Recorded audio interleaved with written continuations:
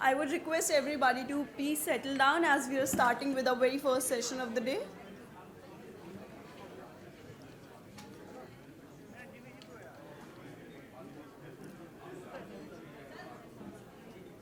Please bring your cup of coffee and tea to the respective table. And also call your friends and peers who are still outside.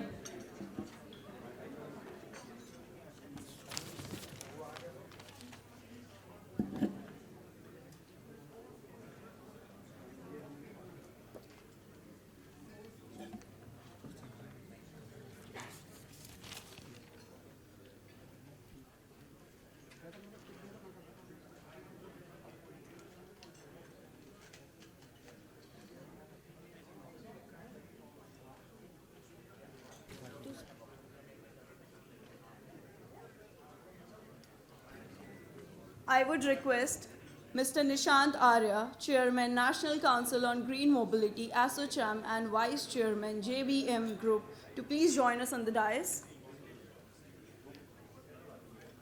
I would now request our element speakers, Mr. Sudhanshu Jyoti Sinha, PD, TPT, Intra E-Mobility, Niti Aayog, to please join us on the dais. Welcome, sir. I would request Mr. Devendra Chawla, MD and CEO, Green Cell Mobility, to please join us on the dais. I would now request Mr. Nishant Idhani, Managing Director, Walters Green Funding, to please join us on the dais. I would request Mr. Rohit Gulati, CEO and World Time Director, UTI Alternative, to please join us on the dais. May I please have a huge round of applause for our respective speakers. I would also request Mr. Rahul Bharti, Executive Officer, Maruti Suzuki India Private Limited, to please join us on the dais. I would also request Mr. Vikram Handa, Co-Chairman, National Council on Green Mobility, ASSOCHAM, and Managing Director, Epsilon Advanced Material Private Limited, to please join us on the dais. I would once again request you all to please settle down to your respective seats. Put your phone on silent in order to have an uninterrupted session. We are going to have a question and answer round at the end of this session. I would again request you all to please raise your hand, identify yourself, and proceed with your questions. Now I would request Mr. Rahul Bharti, Executive Officer, Maruti Suzuki India Private Limited, to please present his address to all of us. May I please have a huge round of applause for all of our speakers.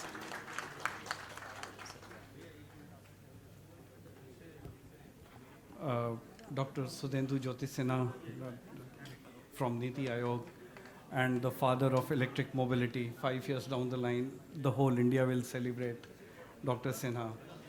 Very vibrant dignitaries on the dais, distinguished guests, ladies and gentlemen. I have a very pointed intervention because today we have come to listen to Dr. Sinha and all the vibrant dignitaries on the stage. As Maruti Suzuki, we want to make some very limited points, and I'll make just one point in the entire message, that is customer confidence. So when we try to build electric mobility and India a hub of global hub for electric mobility, I think the government has already done a lot in terms of policies, in terms of GST, FAME, PLI. For buses, there has been a mechanism for payment security. So many interventions are happening. Now it's the time for the private sector to respond. And Dr. Sinha made a very generous comment just now. He said, when Maruti comes with measures of customer confidence, maybe the government support becomes irrelevant. No, sir. It will still become extremely relevant, and we are very extremely thankful for whatever the ecosystem that you're playing, the policy environment, the stability in policies. But of course, yes, the private sector has a huge role to play. I will take that part of your statement. And I think that private sector role is in generating customer confidence. So when we are about to launch a freshly designed EV, it's not an IC engine convert EV. We will we know that the customer doesn't need so many kilometers, but he still wants it to be there for whatever reasons, which is fine. We respect the customer. He wants it, we will provide it. So our first product and the first series, actually a few products, will be high specification EVs with something like 500 kilometer range, 60 kilowatt hour battery. They will be products, the same products will be in the domestic market as well as the export market to give them confidence that you are getting a global product. And we are not talking about exports to Sri Lanka or Bangladesh, with full respect to those countries.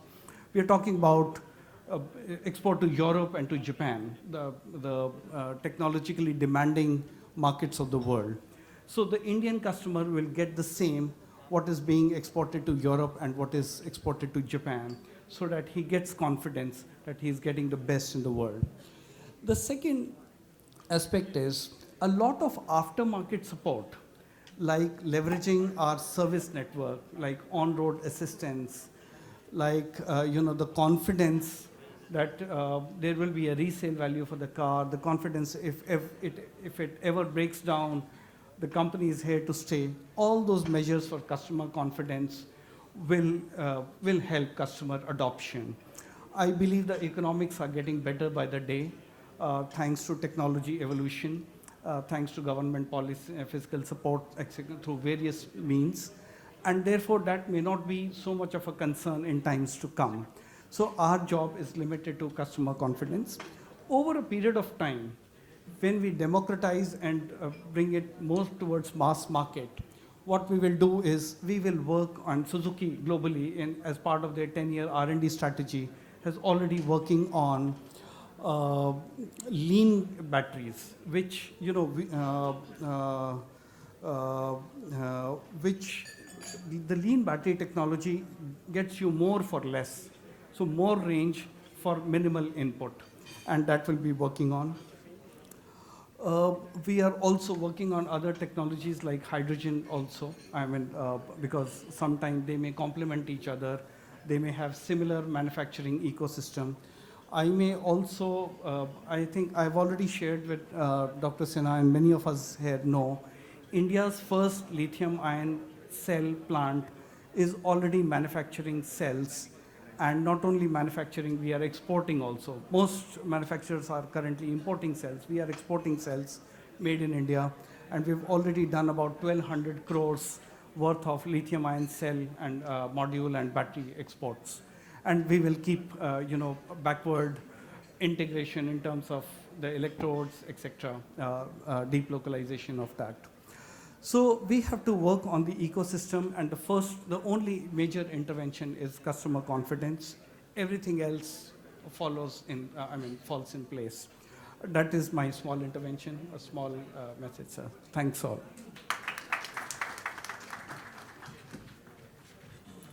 Thank you very much, sir.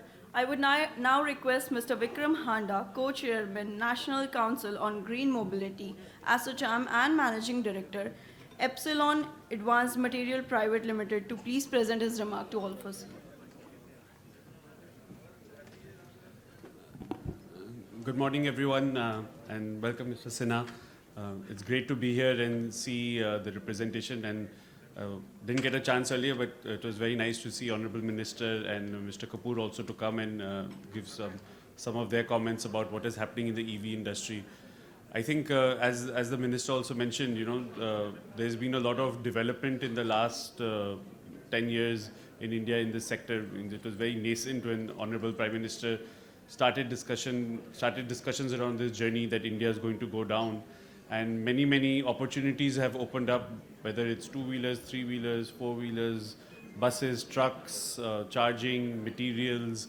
So we're really, in my opinion, at the cusp of where this industry can really take off, and India can not only become a major player in the region, but a global player as well, right? So one of the things that we look for, while FAME policy has been great, and I think the ACC PLI has been a great instigator to really nudge things ahead. And it shows what a great policy it was, because a well thought out formed policy has led to private sector investing. And that's what you want, right? Policy is only an enabler, and then it's up to the private sector to invest and really develop those industries.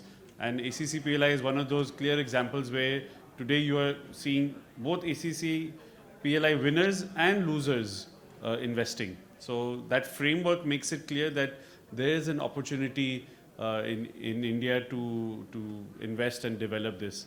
One thing I would like to bring up, just because we are from this space also, is that there is a lack of focus on battery materials, right? There's a lot of focus on downstream on four-wheelers or buses and trucks. There's a lot of focus on ACC PLI, and India today realizes that it needs to be localized and investments are going. And I'm quite confident in 3 or 4 years you will see a lot of companies doing Make in India cells and localizing. But today I think one of the biggest threats we see is around supply chain, and really the dominance of China in this supply chain. And it's not only from an Indian perspective, it's from a global perspective, right? So you have countries like the US and Europe also coming out with frameworks, coming out with regulations to develop local supply chains. And today you really see the world trying to localize, right? Can India localize for India? Can US localize for US? I think where India is today and its cost advantage and its China plus one positioning, I think really India is the China plus one when it comes to supplying the rest of the world. That requires some more awareness, some more framework. I don't think it requires government subsidies. I think it requires a clear framework so that both investment and technology can come into India to develop this sector.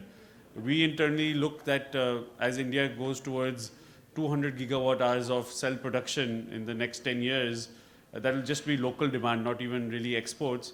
There's an opportunity for about 1 lakh crore investment in just the upstream space, which is processing and mining. I think, again, policy has enabled a lot of things like Mineral Security Pact, and the government continues to auction a lot of critical minerals, identify them and auction them. And it's up to industry today to really invest and develop these assets. But it all depends, again, policy is just an enabler. It really depends on customer. And today we are seeing the customer come into India. We are seeing cell manufacturing just starting off in India. So I'd like to highlight that this is really the right opportunity for industry to look at the upstream space so that in 3-4 years, we are well positioned not only to cater to India, but to global demands that are already appearing. Thank you. Thank you very much, sir. Now I would request Mr. Nishant Arya, Chairman, National Council on Green Mobility, ASSOCHAM, and Vice Chairman, JBM Group, to please proceed with our very first session on central and state initiative for promotion of electric mobility, finance, and partnership opportunities. Over to you. So once again, good morning, ladies and gentlemen. I think with Sinha ji around us, we have a large pool of knowledge which we can all look forward to getting enlightened from. And definitely, to this time, what we've tried to see is that the growth of the industry is very important. We are all looking for the right policy framework, but we have two stalwarts from the finance sector, which are looking at green funding, which are looking at the kind of support the industry needs to make things happen and to grow the business beyond a point and scale it up further. So I think it's a good mix, and definitely, Sinha, I would like to start with you being here with us today. That, sir, if you can give us a perspective that how do you see FAME 3 shaping up, coming up, and parallelly, what is your perspective? Because I think on multiple segments, we are touching today, and many of those segments culminate into EV, whether we talk about semiconductor technologies, where EV would be a very big beneficiary of that, or whether we look at the Mineral Act, which has come up for the critical minerals, and parallelly with PLI and FAME and many other frameworks with PM, EBA, SEVA and other things. Sir, what is your perspective, and what should the industry expect in the coming months and this year? So thank you, Nishant. And at the outset, let me congratulate ASSOCHAM for organizing it. And it's so good to see, of course, Mr. Handa is always, he's by my side, but it is very good to see that even today, Suzuki is also there. So in fact, I recollect that in the same room, there have been 3 meetings, and you were also there earlier, in which in first meeting, he was not there. I mean, Suzuki was not there. Maruti Suzuki wasn't there. In second meeting, he was somewhere. His name was called, the representative, but nobody showed up. And today, he is sitting next to me. So this speaks volume about the, our efforts and the way we have moved. Now, FAME 3 basically, allow me, Nishant, it would not be good on my part to divulge everything at this stage. Just a little bit of maybe a few days of patience is required. FAME 3 has been built basically on the experience of FAME 2. FAME 2, I won't say that it was built on the experience of FAME 1. FAME 1 was a kind of standalone. It was just a trial kind of thing. And we attempted, of course, in certain areas it did well. But FAME 2 was a very, very conscious effort. Not FAME 2, but the analysis of FAME 2 and the re-strategizing of FAME 2, that was what was creating wonders. So if you recollect in somewhere, in the May-June of 2021, that was the time when through the multiple gazette notifications, we attempted to bring about a lot of changes in FAME 2. In fact, we completely changed it. And then the traction started. We have built FAME 3 based on the experience of FAME 2. But naturally, policies can't be, they are not stagnant. They are also like human beings. They have to organically grow. So what we did was that we thought that probably it's time that we focus on the enabling infrastructure more. So while FAME 2 was exclusively only focused on the demand thing, now we thought that probably the enabling infrastructure, charging infrastructure, that thing should be taken care of. In addition to that, while in the re-strategized FAME 2, we thought that, okay, vehicles are, they are again like each vehicle segment are independent of each other. All of them cannot be given the same prescription. So we decided that in FAME 3, new vehicle segments should also be, supported, because someday they have to be on the roads, and they have to be equally, trying to be clean, and they have to be shared, and all those things have to be there. So this is what is about FAME 3. But let me put it this way. This question would not have been there had we at NITI probably not been little greedy, because the allocation that was decided initially, we thought that it is too small an amount and we should be pitching for more amount kind of thing, and that took almost 5 months. 5 months it took. There was an increase, but the increase was only a nominal increase. So I always think that probably, 5 years earlier, I should have gone for whatever was being made available, and then by this time, this thing would have been taken forward. Notwithstanding that, very soon you will have FAME 3, and then I sincerely hope that this will be a new beginning again. As was being mentioned, the PLI scheme. So, as you are saying, and as the entire theme is, that we want to make India a manufacturing hub. So there could be one option where we would have said that, okay, we want to be an EV adopting nation. Now this is a little extra. We want the world to be EV adopting, but that EV should be an Make in India EV. So that is what the aspiration is. How to go about it? If we want to go, then the first thing is that the quality parameters has to be world class. They have to be really the best. Second is that you cannot endure in this particular business until the supply chain is well within your control for a very, very long period of time. It is not a one-off kind of thing. The third is that the price has to be absolutely competitive. And of course, fourth one, like when you can add that the ethical standards, because nowadays the world is very much, they want to know that what exactly was the manufacturing process, what is your bill of materials, what is the labor composition, all those things are also involved. So therefore, these 4 parameters I see. If you see the PLI scheme, and if you see the advanced chemistry cell, from day one, we raised the bar. If you see the energy density, the life cycle, all the parameters, they are the world's best, as simple as that. And I can't tell you that at a time when not even a single cell was being manufactured in India, very few, cells they used to be brought here, and then used to be converted into modules and packs and then sold across. That was the time when we were crafting that how exactly this PLI on advanced chemistry cell should be there. And we were studying almost, if I recollect rightly, 11 countries where the manufacturing facility was being constructed over the world. So it was Hungary, it was Poland, it was Germany, it was Sweden. So all those 11 countries, we were studying them. We are trying to find that how exactly these people are doing. And our intention was very clear. It was not supposed to be for the small people. It was only for the big people. So the giga scale support we were planning. And that is why, the 50 gigawatt support, we wanted to give it 80,100 crore rupees, and the bidding process started, and all those, we started facing one after another all the issues. If I just share with you, initially, there was tremendous hesitation. There was so much of doubt that even the host of that ACC PLI scheme, they used to say, कि आप कुछ भी कर लीजिए, bidder आपको मिलने वाले नहीं, ये सब बात करने वाले हैं.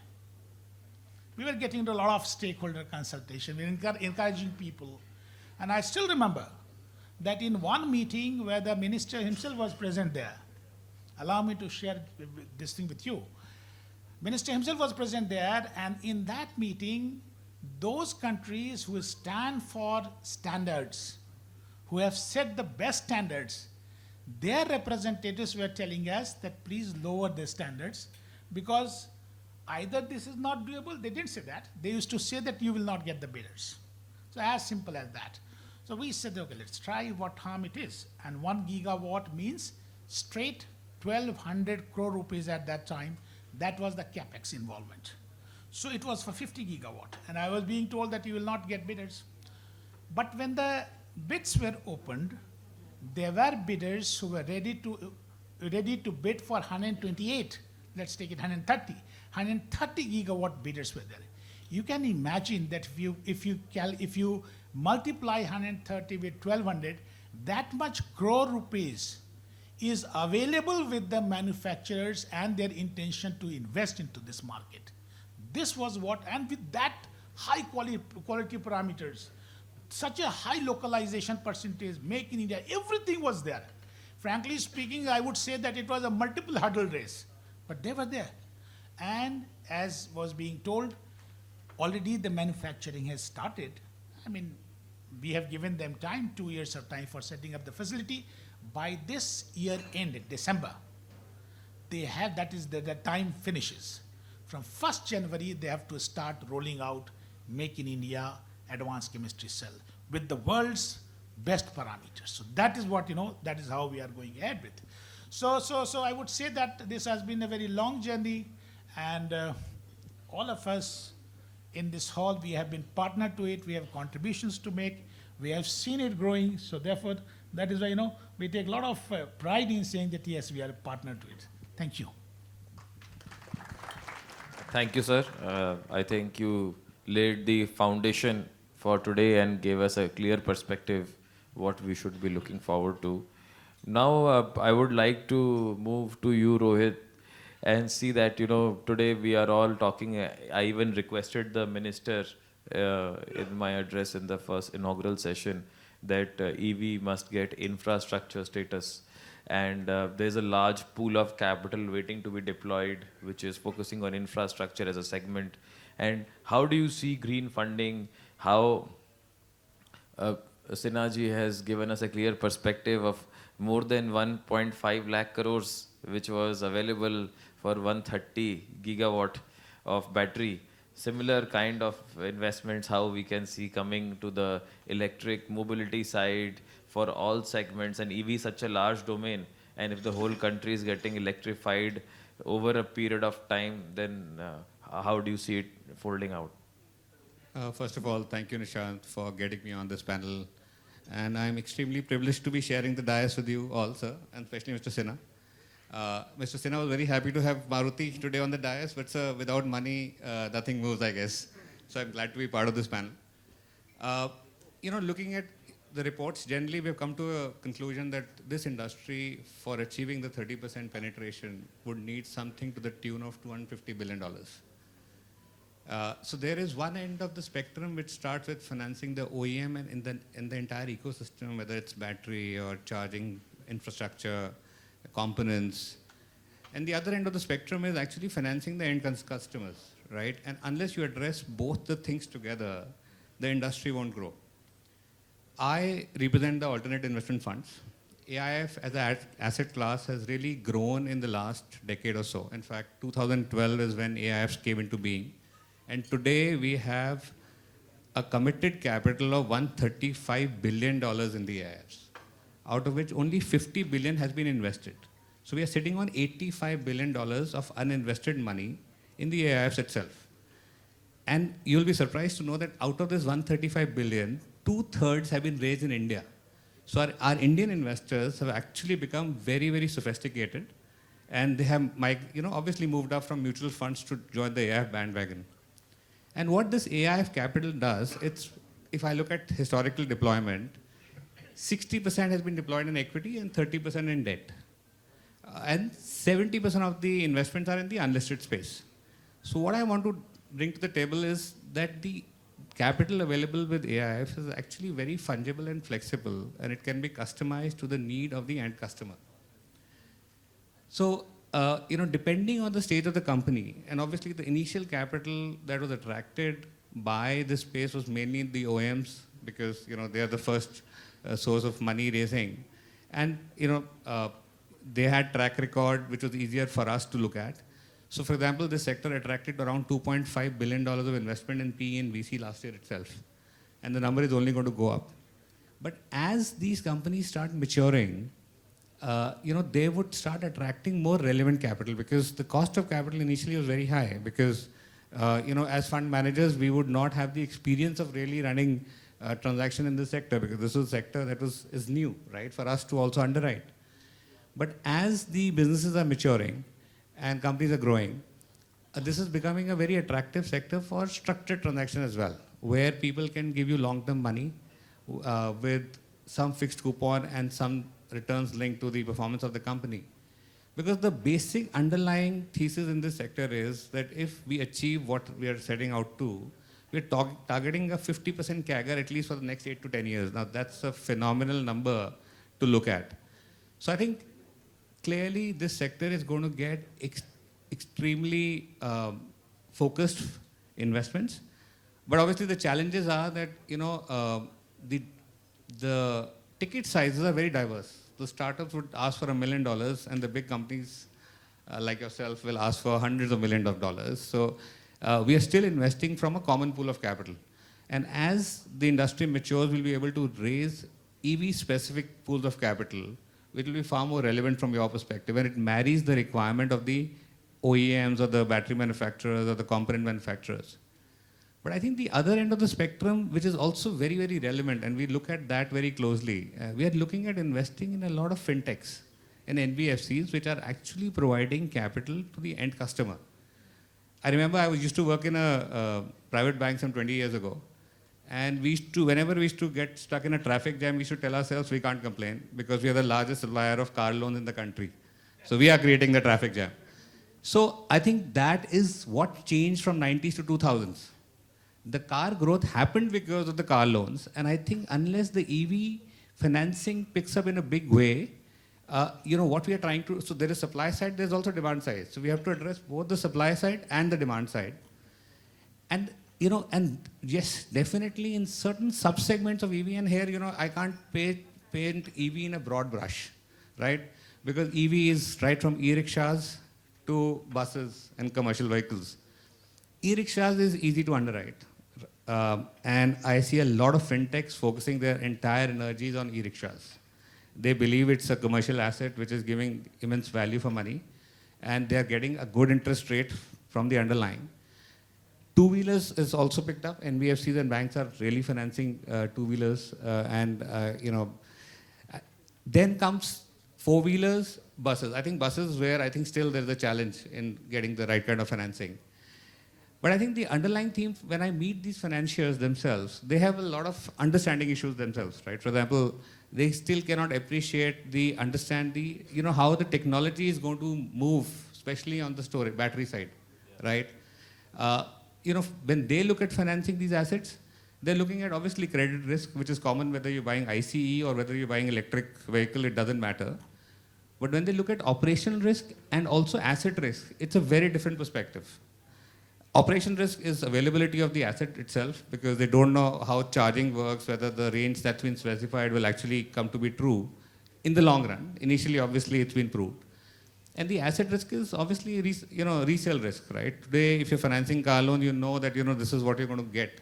Maybe you get 30% or 40% as the residual value. But what about EVs?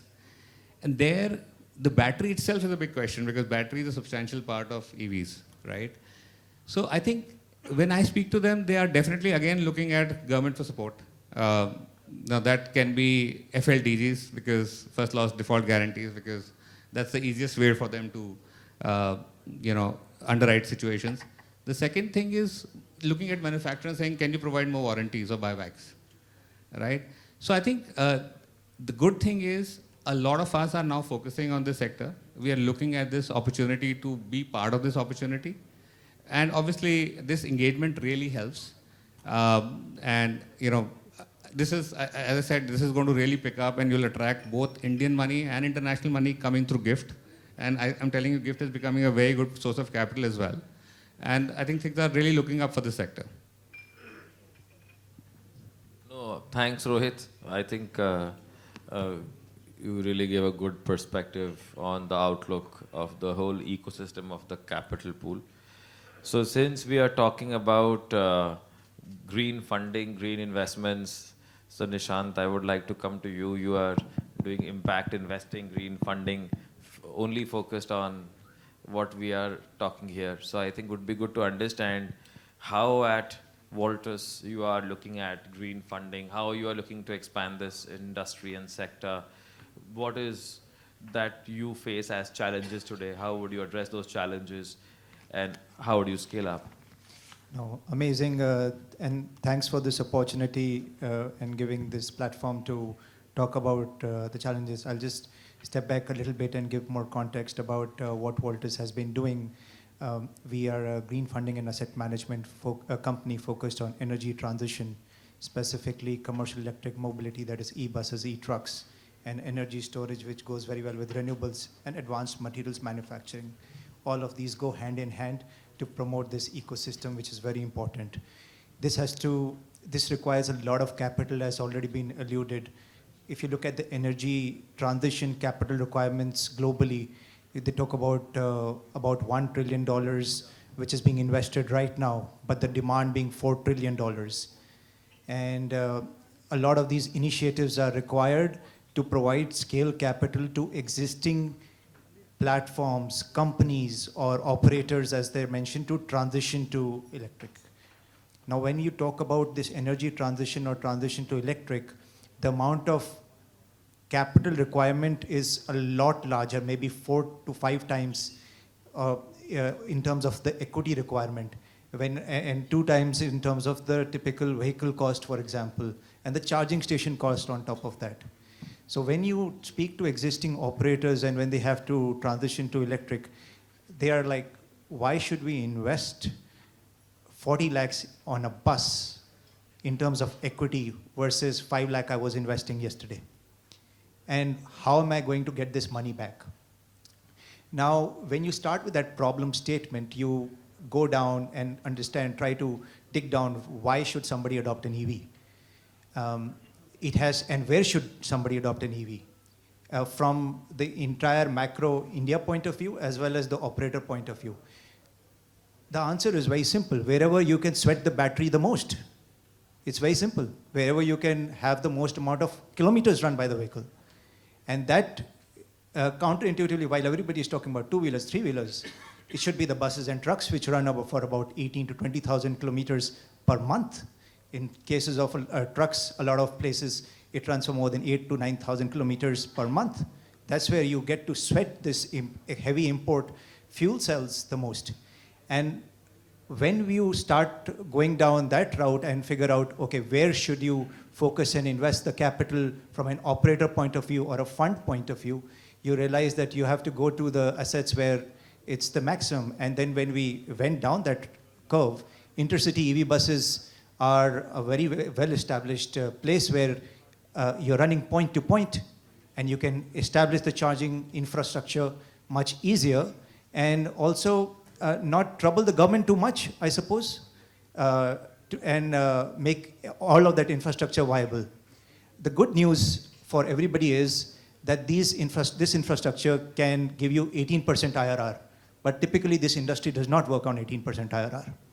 This industry has been working on 30, 35% IRR. So that's where the room for infra funds to come in and step the game up, part share some of this responsibility, and with the right risk mitigants in place is required, and that's what we are doing. And there is room for also the banks and financial institutions to step up to help us in this IRR by ensuring that the LTVs are at least maintained the same as diesel vehicles, if not more. So there are certain leasing players which are coming into the play, like Macquarie, etc., which have been very helpful. But the domestic banks and development-oriented banks like SIDBI, SBI are institutions that we are working with to extend the tenure of finance. Typical 4 to 5 years of tenure of finance is not sufficient. You need about 8 to 9 years of finance. And when you talk about 8 to 9 years of finance, that's where Nishant Arya's team at JBM has been very supported in giving us long-term EMCs, because the banks want to be comfortable that the battery is replaced at the appropriate cost. You need a risk-mitigated project finance style solution. And a project finance style solution is easy to execute where there are dedicated use cases at this stage. We have to take steps in that regard to ensure that the capital payback is honored, as well as the performance of the assets are better, and the charging station utilization is also done in the right way. And I'm happy to note that we have managed single-digit all-in tariffs versus typical 16 rupees that you keep hearing of on electricity plus charging costs. By using this approach where you are doing a dedicated infra. Even on the truck space, I'd say that we have had success. In trucking, you can have closed loop systems in steel, cement, zinc applications, mining applications, and also in dairy applications, which are very helpful. The feedback, however, where the support is required is longer tenure contracts from the deployment point of view. The longer tenure deployment and assured usage from end customers is not the norm in logistics or bus services. These typically work on 1-year contracts. That is not palatable at this point of time. Some of these corporates are giving long-term contracts at 8-9 years, but not everybody on the procurement side has this message. So as ASSOCHAM, as Niti Aayog, my request is let's ask for a standard long-term contract, at least for these use cases at this point of time for heavy vehicles. 8 to 9 year deployments require risk mitigated assured utilization, and there should be a standard contract as well as transition obligations similar to what was done in renewables. Renewables had something called RPO, Renewable Purchase Obligations, which worked very well. If we can have heavy users of trucks or employee transport or the LSPs transition slowly and steadily, incrementally, like at 5%, 10%, then only can we meet that NDCs. And this is important to give a right signal to the market, because otherwise the OEMs who have set up these EV bus manufacturing or the EV truck manufacturing, they will not get enough sales as well. And if they don't get enough sales, then the price is going to still be higher. So my, in a sense, my simple request is there should be longer term contracts, sir. Thanks, Nishant. I think you gave a good perspective, and which is primarily for Sinhaji on this panel to really consider that if, sir, we could have renewable power obligation, certain EV mandates, green mandates on transportation, and a certain percentage of different fleets, especially in commercial applications, whether trucks or buses or taxis or three-wheelers, to see that how they could decarbonize themselves, and decarbonization becomes a way of life for them as well, and which today is independent of subsidies, also having a positive TCO. And with a structural change there, with long-term contracts and structures, a lot of funding companies are intending to really see how they can transform and transition from ICE to EV in a big way. So coming to you, on the funding side, sir, what do you see that definitely Niti Aayog has been very, very actively focusing on the policy framework for this area? How do you see that on the funding side, different funds and different entities which are here, they could be brought on board, given a structure to really enhance the funding for the EV sector and the green mobility segment? Thank you, Nishant. So you rightly raised the point. I would say that the challenges of each of the vehicle segment is little different. The way it was being explained earlier, that for trucks, it is the long tenure. For three-wheelers, it is not the high interest rate that is usurious or that is, pressing for them. The most difficult in three-wheeler is the huge upfront that is required. So suppose I am going to buy an ICE three-wheeler and he is buying an EV three-wheeler. At the upfront stage, he will have to pay 30,000 extra.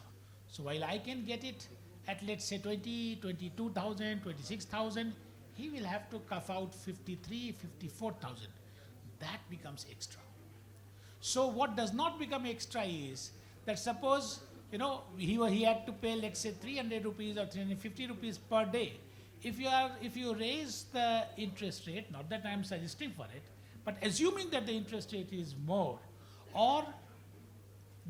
and even if you are able to bring down the upfront in a way, then at best he would have to pay from 350 or 300 rupees to another 10 or 15 rupees extra. That is all. That does not pinch. I'm just giving example of the three-wheeler because I've studied it very, in a granular way. So what pinches is the huge upfront that is there. What we have to work together is that how this upfront can be reduced. I know it's not an easy task for a financier to have confidence. I'll give you another example. Sitting in my chamber only, I persuaded the SIDBI chairperson to, in fact, we crafted together this EV for Eco Mission 50,000. So we were working together that what should be that number that they should be financially supporting. So naturally, one of his assistants, he said 5,000. So I said 50,000. So somehow he picked it up and he said, okay, 50,000. So 50,000 was the number. The challenge before that bank was, that SIDBI was, of course they were supporting the NBFC. From NBFC, it was flowing down to the two-wheelers and the three-wheelers. The challenge before them was that what if the money doesn't come back? So what if it is an NPA? And it is known that, okay, 5% of it will be NPA. So what they decided was that, okay, let's create a first loss risk sharing instrument. That small cap should be there. So what they did was that, if I recollect rightly, then some 5 million and some 50 million they put in, 50 million rupees, and they also put some extra money. So the money was brought from some of the philanthropic organization. For example, Shell Foundation supported them. They also pulled in the resources, and they created a kitty, and they said that, okay, if the money doesn't come back, then from this point, corpus, it would be supported. Do I tell you, not even a single rupee has been used. It was amazing. So to say that 5% is NPA turns out to be a myth. It is a perceived risk, but not even a single. So I told them, now the problem with these people is, let's say SIDBI for example, they say that once we have pledged that money, the same money cannot be used for another program. So I told them, okay, that money is lying idle. Why not, let that be used for other, because they said that we can't do it something. What I'm just trying to say is that as we grow, as we move on, as the market gets matured, as the resale starts, as the number of vehicles pick up, probably this problem will, it will be solved automatically. But yes, it was very rightly said that it's time that it should be brought into the list of harmonized list of infrastructure. That is a very important thing. When I say harmonized list of infrastructure, that means practically it is a PSL. It is a priority sector lending. For banks, it becomes a kind of, it's a ring-fenced amount that this money cannot be used left or right. It has to be directed towards that direction. We have attempted, not that we haven't, but probably our argument or our logic was not strong enough to persuade the RBI and other officials. We are trying to rework that how it can be taken forward. Yes. Thank you, sir. Even though we've completed the time which we was allocated for this session, I would just open it up for maybe one question. So, just one question, any question if anybody wants, we'd be happy to take. Yeah. If you could just please introduce yourself and say that who's the question directed to. Can we please have the mic?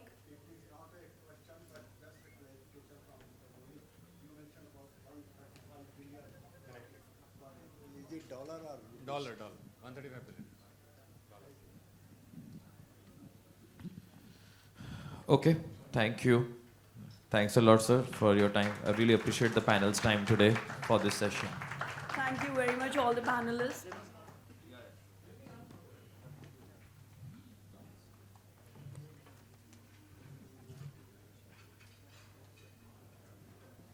Thank you very much.